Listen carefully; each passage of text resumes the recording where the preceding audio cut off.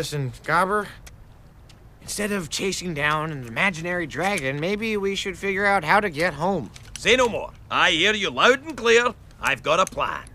All right. Who'd like to be dragon bait?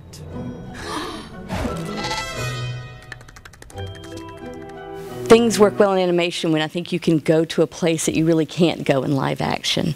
It's not just about fantasy, but I think it can take you to, I mean, the world of dragons. I mean, I think, you know, definitely there have been other movies that have sort of combined kind of a live action with, you know, created dragons. But I feel like we were able to really go into this world of dragons, a place you can't go in you know, in the live action world, and really experience something different. Well, it works.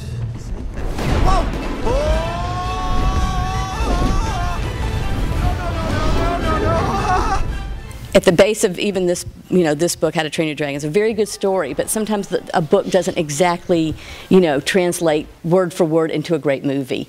And I think that can be tricky. And I think, again, that's where I think Chris and Dean's writing, especially, and their thought process about how to take this film, you know, take this story and take what was great about it and be inspired by it, and you know, write what is, you know, basically, you know, very visual, and make a good movie out of it. That's challenging. When we came into this situation, they had spent quite a bit of time designing the world, so we had these great sets to use. We had a cast of characters that had already been cast with their matching actors, but the designs themselves had been modeled, they had been rigged for animation, and there was no time to redo any of that, and nor would we have wanted to, because they were so well designed. Yeah. So we came into it expressly with the task of, how do you take the world that Cressida Cowell created in her books, Vikings, many different types of dragons, far off northern settings, and lend to that a bigger fantasy adventure scale. And that allowed us to say, okay, well, let's define, let's put a real hard line in the sand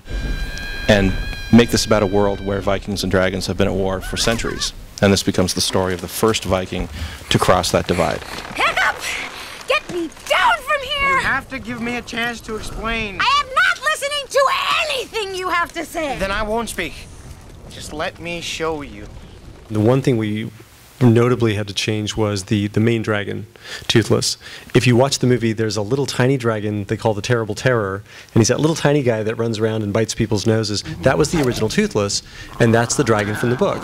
And he was a beautifully rigged and beautifully realized creature. But in order to make the story work, there was a thing that was shorting out in the story, and it was centered around that dragon. So we knew that to make this story work, we were going to have to change that dragon, and that was probably the biggest single thing we changed physically about the film.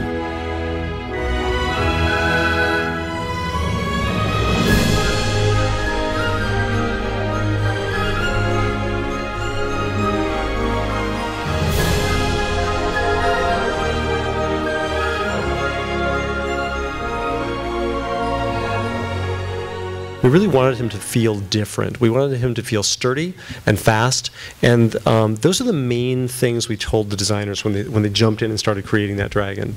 And so he's very smooth and very airworthy looking, and the wings have no holes in them. Some of the other dragons look kind of more beat up, but he looks kind of like showroom new. A film that was going to be rendered in 3D, and we knew that from the start, that you wouldn't have your main character climbing onto the back of this creature and flying, felt like a missed opportunity. So it was his Toothless was designed to be very dangerous, to have a terrible reputation, to be fearsome, and yet at the same time engineered into him all of the cues of like a big cat or a dog or a horse, a lot of domesticated animal pet qualities as he softens.